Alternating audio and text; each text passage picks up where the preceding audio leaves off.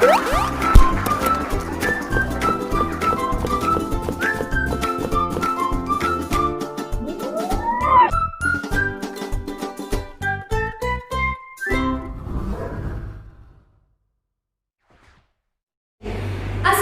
warahmatullahi wabarakatuh. Kembali lagi dengan saya Widya. Dalam video kali ini adik-adik saya akan menjelaskan tentang aturan pencacahan kembali. Di video sebelumnya saya itu menjelaskan tentang aturan dasar aturan pencacahan, yaitu perkalian dan penjumlahan. Sedangkan dalam video ini saya lebih kerucutkan lagi materinya. Jadi selain aturan perkalian dan penjumlahan, ada yang namanya aturan aturan pencacahan, permutasi, dan kombinasi gitu ya. Nah, sebelumnya perkalian dan penjumlahan itu kan berdasarkan apakah kejadian itu secara bersamaan atau kejadiannya itu adalah kejadian-kejadian alternatif gitu kan. Makanya kita bisa menggunakan perkalian atau penjumlahan. Tapi untuk permutasi dan kombinasi itu berdasarkan jenis case-nya. Permutasi itu untuk kejadian-kejadian yang sangat memperhatikan urutan, sedangkan kombinasi untuk kejadian-kejadian yang tidak memperhatikan urutan sama sekali. Jadi kejadian-kejadian acak seperti pelemparan dadu itu kan kejadian acak ya, tidak memperhatikan urutan. Terus kayak pengambilan kelereng di dalam kantong, di dalam keranjang, itu kejadian-kejadian acak. Sedangkan permutasi itu adalah kejadian yang memiliki urutan. Nah, khusus video ini saya akan membahas tentang permutasi dan jenis-jenis permutasi. Nah, adik-adik saya mention kembali. Jadi permutasi itu adalah metode untuk mengetahui banyaknya cara suatu kejadian yang memperhatikan urutan atau tingkatan. Nah, biasanya di dalam soal itu ada keyword kapan kita pakai permutasi gitu. Biasanya kalau ada kata-kata menyusun itu kan sangat memperhatikan urutan ya. Terus yang kedua ada tingkatan jabatan. Misalkan begini, ada 10 calon pengurus ketua OSIS, di mana akan dipilih pengurus OSIS sebagai ketua, sekretaris, bendahara, dan 2 staf gitu. Itu kan sangat memperhatikan tingkatan. Kalau misalkan urutannya berubah, maka tingkatannya pun berubah. Maka itu pakai permutasi ya. Terus ada juga tingkatan pembuatan password. Kalau ada kata-kata pembuatan password. Password itu kan krusial banget ya. 2, 3, 1. Kalau kalian masukin password sebuah account gitu, kalian tulis 2, 3, 1 sama 1, 2, 3 itu beda. Pasti salah gitu. Kalau misalkan password kalian 2, 3, 1 tapi kalian masukinnya 1, 2, 3, maka pembuatan password itu sangat memperhatikan urutan. Terus ada lagi urutan umur, tingkatan umur gitu. Itu juga sangat memperhatikan urutan ya kan. Gak mungkin lah harusnya kamu sebagai adik terus kamu dipanggilnya sebagai kakak. Itu udah sangat merubah urutan dan merubah peran ya. Jadi harusnya jadi adik jadi kakak gitu kan. Nah, itu juga memperhatikan urutan. Itu adalah case-case yang biasanya sering muncul di soal gitu. Nah, permutasi itu ada 4. Jadi yang pertama adalah permutasi sebagian. Artinya bagaimana? Permutasi sebagian itu misal di dalam suatu semesta kalian ada n kejadian gitu ya. Tapi dari n kejadian itu hanya diambil sebagiannya, yaitu r kejadian. Jadi permutasi r kejadian dari n kejadian itu rumusnya begini deh, NPR. Cara penulisannya itu ada berbagai macam. Bisa seperti ini, bisa seperti ini, atau seperti ini gitu ya. Nah, ini NPR itu sama dengan n faktorial per n min r faktorial. Contohnya, case-nya adalah begini. Banyaknya cara menyusun 3 digit huruf-huruf pada kata justice. Misalkan gini. Nah, di sini justice ini dia itu kan beda-beda hurufnya. JUSTICE berarti ada 1, 2, 3, 4, 5, 6, 7. Ada 7 huruf. Tapi dari 7 huruf itu kita hanya perlu memakai 3 karena yang diperlukan adalah 3 digit. Berarti ini artinya kita akan melakukan permutasi 3 kejadian dari 7 kejadian.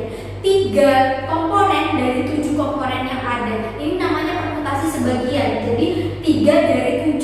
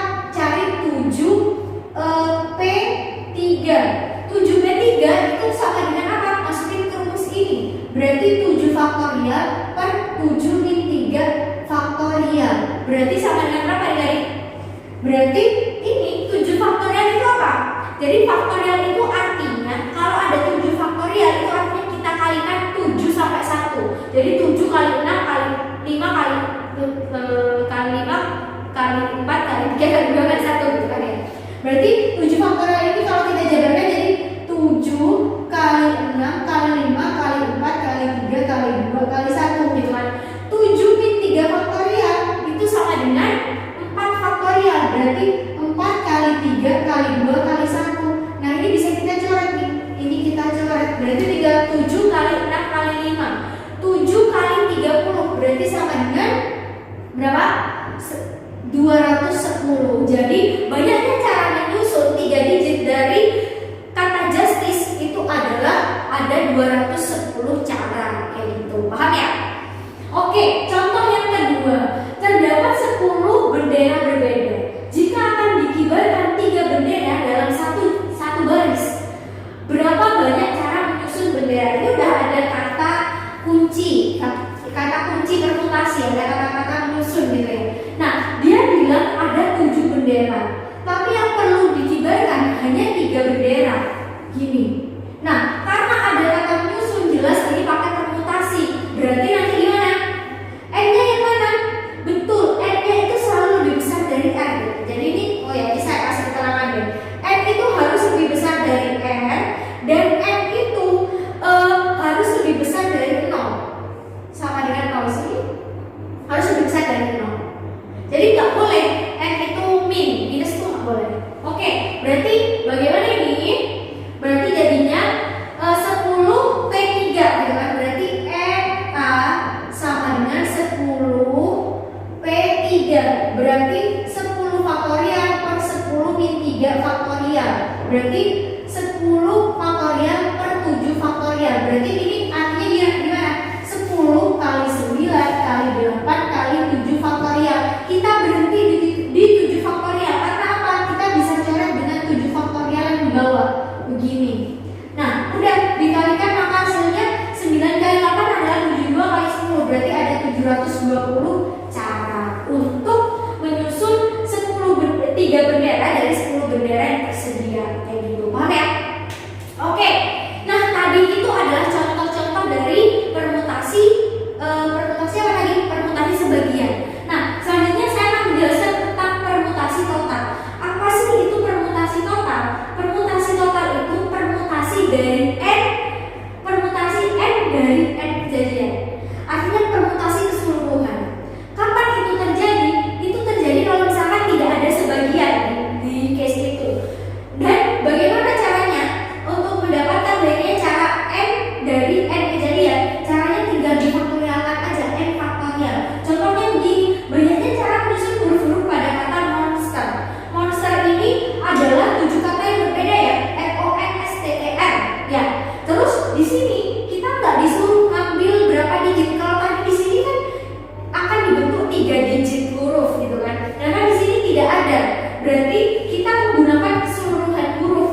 Jadinya tinggal NA sama dengan ini totalnya ada 1 2 3 4 5 6 7 ada 7. Berarti NA sama dengan 7 faktorial. Jadi 7 kali 6 kali 5 kali 4 kali 3 kali 2 kali 1. Jadi silakan di kerjakan hasilnya berapa. Oke, kita nomor boleh.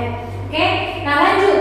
Contoh yang nomor 2. Jika terdapat 5 buku berbeda, berapa banyak cara menyusun buku-buku tersebut dalam satu baris? Ini lagi-lagi. Ada 5 buku. 5-5-nya disusun. 5-5-nya disusun. Kalau tadi itu kan ada 10 bendera, hanya 3 yang akan dikibarkan ya. Kalau ini 5-5-nya disusun, maka permutasi keseluruhan adik-adik. Jadi tinggal NA sama dengan 5 faktorial. Jadi 5 kali 4 kali 3 kali 2 kali 1. Berarti 6 kali 20. 6 kali 20 berapa? Betul, 120. Dan ini jawabannya. Paham ya? Oke, itu adalah contoh-contoh dari permutasi total. Dan jenis permutasi yang ketiga adalah permutasi kelompok. Permutasi kelompok itu adalah apa? Permutasi kelompok itu adalah permutasi dengan kelompok-kelompok komponen yang sama dalam kejadian M. Jadi ada N kejadian, ada N cara. Di dalam N cara itu terdapat beberapa kelompok komponen yang sama. Maka penulisan rumusnya adalah MP, N1, N2, N3. Itu artinya N1 itu adalah komponen yang sama. Pertama,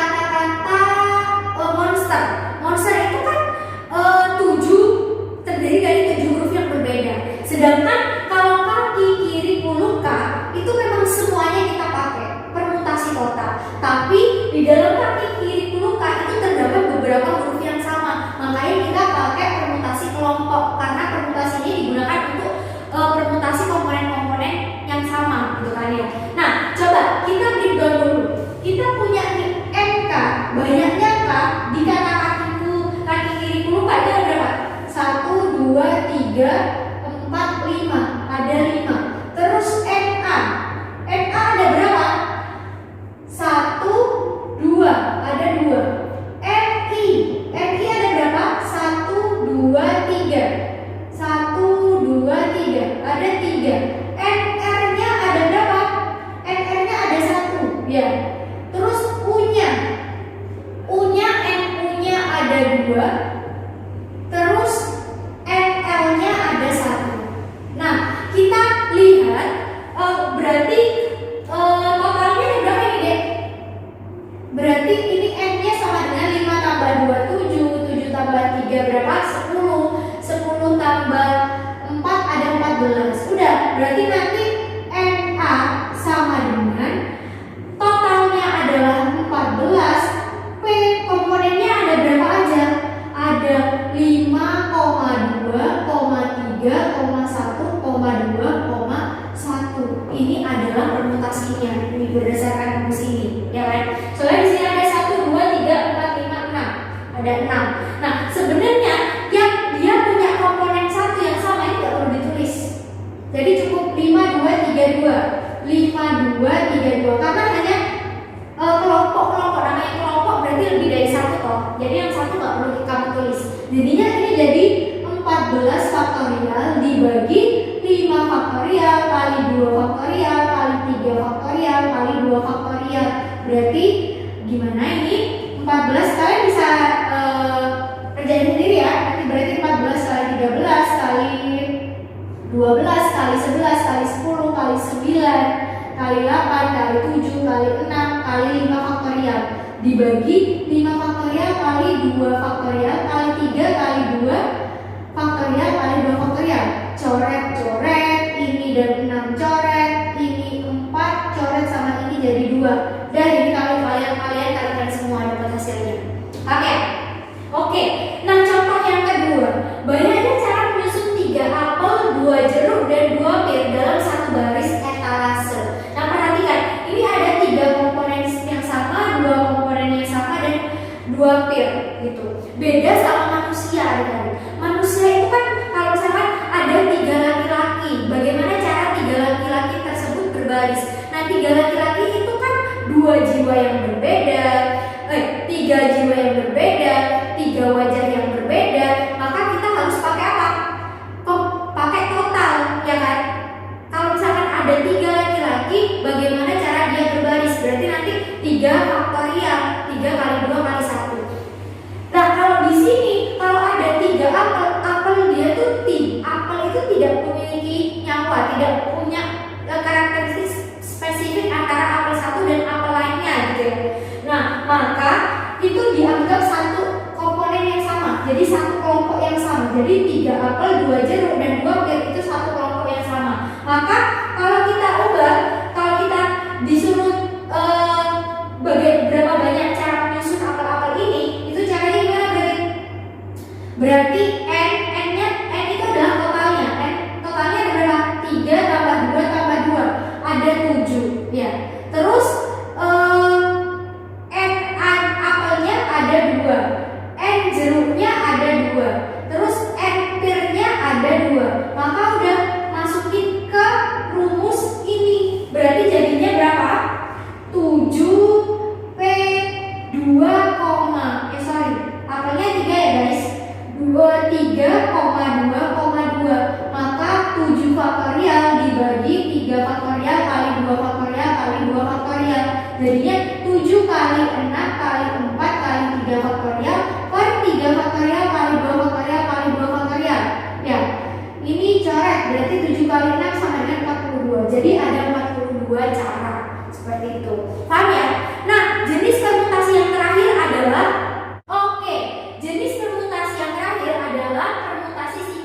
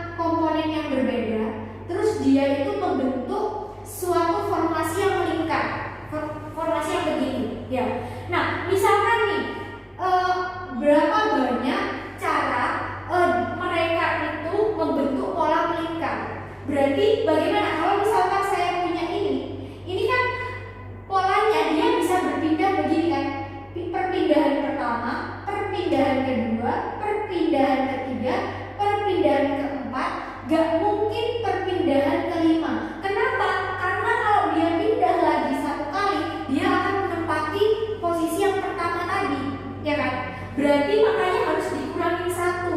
Ada 5 tempat, berarti 5 min 1, 4. Kenapa 4? Karena dia hanya bisa melakukan 4 kali perpindahan. Paham ya? Kenapa rumusnya n min 1 faktorial? Paham?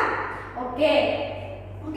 Nah, biar lebih paham lagi, mari kita membahas contoh soal yang pertama. Banyaknya cara satu keluarga yang terdiri dari ayah, ibu, nenek, dan 3 anak duduk di depan meja bundar adalah. Nah, di sini ada kata-kata duduk di depan meja bundar, berarti dia duduknya berpola lingkaran atau berpola melingkar. Nah, berarti gimana? Kita harus tahu total anggota keluarganya ada berapa ini? N-nya berarti ada ayah, ibu, nenek, 3 ditambah 3 anak, berarti ada 6. Ya, berarti banyaknya cara mereka duduk, berarti NA sama dengan masukin aja N min 1 faktorial, berarti N min 1 N lagi 6 min 1 faktorial, berarti 5 faktorial adik-adik, berarti 5 kali 4 kali 3 kali 2 kali 1, berarti 3 kali 2 6 kali 3 kali 2 6 kali 20, 6 kali 20 120 ya. Oke, berarti ada 120 cara. Nah, yang terakhir, contoh yang terakhir, banyaknya cara merangkai 7 mani-mani yang memiliki warna yang berbeda untuk membuat sebuah gelang. Oke, ada 7 mani-mani, berarti N-nya sama dengan 7, ya kan? Maka NA sama dengan 7 min 1 faktorial. Kenapa? Karena gelang itu bentuknya melingkar, ya kan? 7 min 1 faktorial. Apakah ini cukup? Tidak, adik-adik. Kenapa? Perhatikan, namanya gelang, ya kan? Kalau gelang itu kan bisa kita balik. Gelang itu misalkan urutannya udah benar begini. Kalau kita balik begini, itu urutannya akan berubah. Makanya harus kita kalikan dengan 2. Nah. Ya, lupa. Kenapa kalau tadi si keluarga tadi nggak kita kalikan 2? Nah, bayangin kalau manusia duduk melingkar gitu ya. Terus kalian balik dari kepala, jadi kepalanya ada di bawah, kakinya ada di atas, itu tidak manusiawi dan itu logikanya tidak masuk gitu kan. Makanya kalau manusia itu nggak bisa dibalik, kita hanya bisa melihat dari satu sisi, satu sudut pandang. Tapi kalau gelang itu kita bisa lihat dari 2 sudut pandang ketika gelangnya dibalik gitu, ya kan? Makanya harus dikalikan 2. Jadinya nanti 6 faktorial dikalikan 2 berarti gimana? 6 kali 5 kali 4 kali 3 kali 2 kali 1 kali 2. Berarti nanti 6 dikali 5 faktorial itu tadi berapa? 120 kali 2. 6 kali 12 sama dengan 72. 2 kali 2 100 440. Dah, ini jawabannya. Jadi ada 1440 cara untuk menyusun 7 mani-mani untuk membuat sebuah gelang kayak gitu. Paham ya? Oke, sekian video permutasi kali ini.